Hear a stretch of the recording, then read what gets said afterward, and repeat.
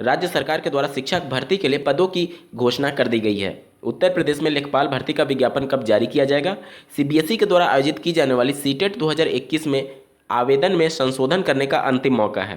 साथ ही डीएलएड सत्र 2021-23 में डायरेक्ट एडमिशन की प्रक्रिया को पीएनपी के द्वारा प्रारंभ कर दिया गया है। किस बेस पर ये डायरेक्ट एडमिशन होगा और क्या क्या प्रोसेस होते हैं, इसके बारे में डिटेल में हम लोग चर्चा करेंगे। इसके अलावा शिक्षा जगत से जुड़े कुछ प्रमुख खबरों को भी देखने वाले हैं, तो अंत तक जरूर जुड़े रहेगा इस वीडियो के साथ, बिना किसी पार्ट को स्किप किए हुए।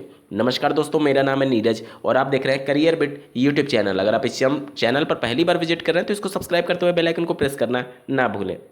स्क्रीन पर आप राजस्थान सरकार के द्वारा जारी नोटिस देख पा रहे होंगे। मुख्यमंत्री ने शिक्षा विभाग की बैठक में की गई महत्वपूर्ण घोषणाएं। 60,000 पदों पर शीघ्र होगी भर्ती, 626 विद्यालय क्रमोन्नत।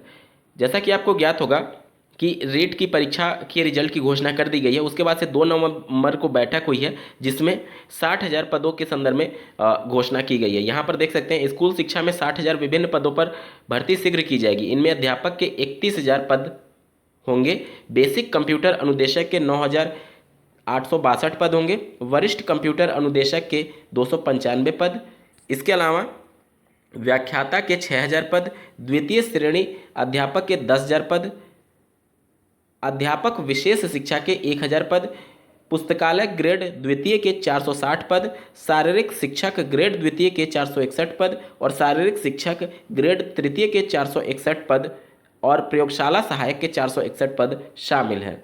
ये सभी जो भर्तियां होंगी ये अभी जो रीट के रिजल्ट की घोषणा की गई है उसके आधार पर की जाएंगी। दोस्तों, अगर आप शिक्षा जगत से जुड़े सभी खबरों से अपडेट रहना चाहते हैं तो कैरियर बिट के ऑफिशियल दूसरे यूट्यूब चैनल व्यू बिट को जरूर सब्सक्राइब कर लें। लिंक आपको इस वीडियो के डिस्क्रिप्शन में मिलेगा। बात करें उत्तर प्रदेश में लेखपाल भर्ती के बारे में तो स्क्रीन पर आप एक आर्टिकल देख पा रहे होंगे। दिवाली के बाद 22,000 भर्तियां। अधीनस्थ सेवा चयन आयोग समूह ग के खाली पदों को भरेगा, इसी माह से निकलेंगे विज्ञापन। जो 22,000 रिक्तियां हैं वो लगभग 5 विभागों में अलग अलग विज्ञापन जारी किया जाएगा। पहला विज्ञापन जो सबसे बड़ी भर्ती है वो लेखपाल भर्ती है, 7,882 पदों के सापेक्ष ये भर्ती होने वाली है।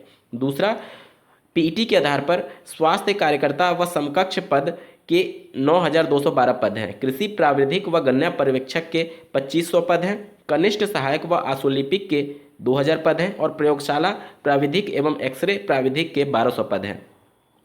यहाँ पर मैं बता दूं कि आयोग ने पहले ही स्पष्ट कर दिया है कि एक सीट के सापेक्ष 15 अभ्यर्थियों को कॉल किया जाएगा। यानी कि राजस्व लेखपाल के लगभग 8,000 सीटें हैं तो 1,20,000 अभ्यर्थियों को कॉल किया जाएगा।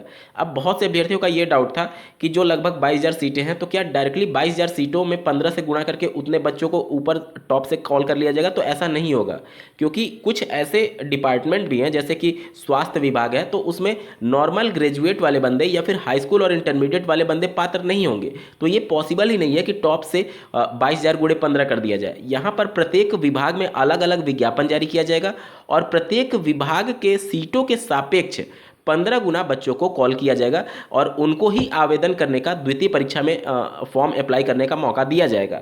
और इसमें आरक्षण के विशेष प्रावधानों को भी लागू किया जाएगा ताकि 15 गुना जो अभ्यर्थी आए वो सभी कैटेगरी को रिप्रेजेंट कर रहे हो। जिस प्रकार से प्रदेश सरकार के द्वारा कैटेगरी वाइज आरक्षण के नियमों का प्रावधान किया गया है, उन सभी नियमों के प्रावधान को ध्यान रखते हुए ही एक सीट पर 15 बच्चों को कॉल किया जाएगा मुख्य परीक्षा में शामिल होने के संदर्भ में।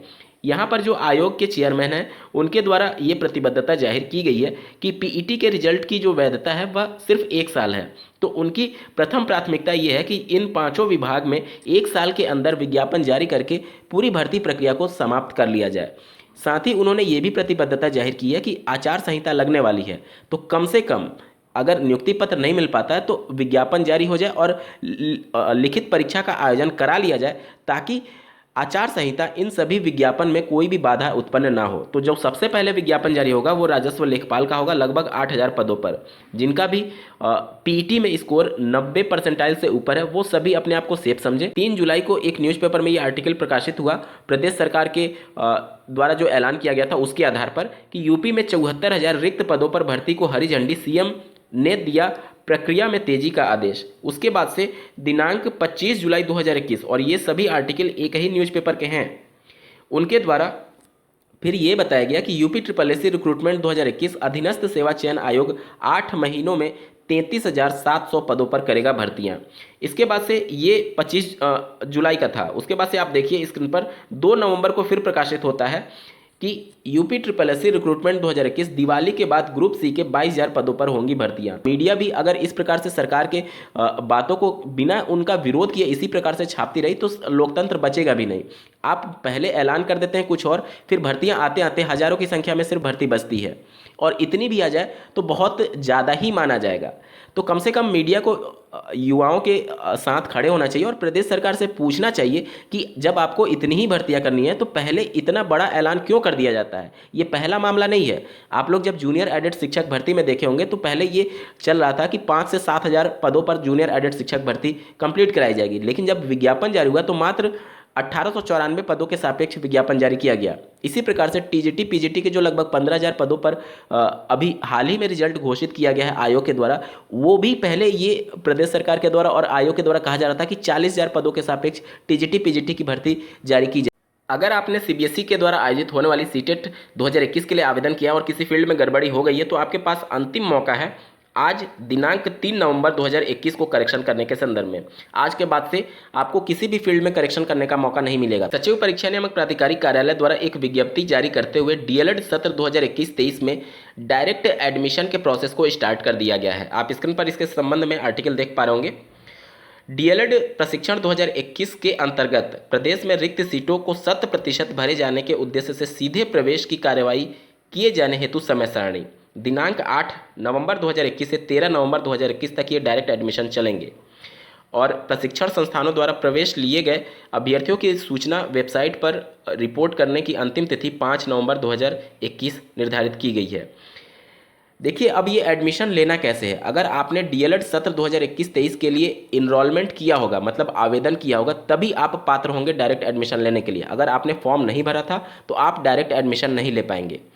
सबसे पहले आप जिस भी कॉलेज में एडमिशन लेना चाहते हैं वहाँ पर जो भी रिजर्वेशन की पॉलिसी होती है, मतलब जितनी सीटें रिजर्व होती हैं, अब वो सब कुछ खत्म हो जाएगा। अब सब कुछ सीटें 100% सीटें जो रिक्त होंगी वो पूरी तरीके से अनरिजर्व कैटेगरी के लिए माना जाएगा और उसके सापेक्ष जो भी अभ्यर्थी एडमिशन लेना चाहे वह ओबीसी का हो, एससी एसटी का हो, जनरल का हो या फिर किसी भी कैटेगरी से पीएच हो, एक्स सर्विसमैन हो, सबको एडमिशन मिल सकता है। मतलब रिजर्वेशन खत्म कर दिया गया है। जो भी सीटें बची होंगी अब उस पर कोई भी रिजर्वेशन नहीं है, कोई भी अभ्यर्थी उस सीट के लिए दावा कर सकता है। तो जिस भी कॉलेज में आप एडमिशन लेना चाहते हैं वहाँ पर जाकर के पहले पता करिए कि सीट खाली है या नहीं। उसके बाद से आप डायरेक्टली वहाँ पर एडमिशन लेंगे। यहाँ पर प्रक्रिया ये है कि प्रतिदिन 8 से लेकर के 13 नवंबर तक प्रतिदिन 10 बजे से 4 बजे तक आवेदन लिए जाएंगे। मतलब ऑफलाइन मोड में जो अभ्यर्थी वहाँ पर उपस्थित होंगे उनके आवेदन लिए जाएंगे और उसके बाद से 4 बजे से 5 बजे तक कॉलेज की ये जिम्मेदारी होगी कि जितने भी आवेदन आए रहेंगे उन सबका एक मेरिट लिस्ट तैयार किया जाए और जो प्रायोरिटी के आधार पर उन अभ्यर्थियों को एडमिशन दिया जाए। हालांकि इस बार इतनी ज़्यादा सीटें खाली हैं कि आप जिस भी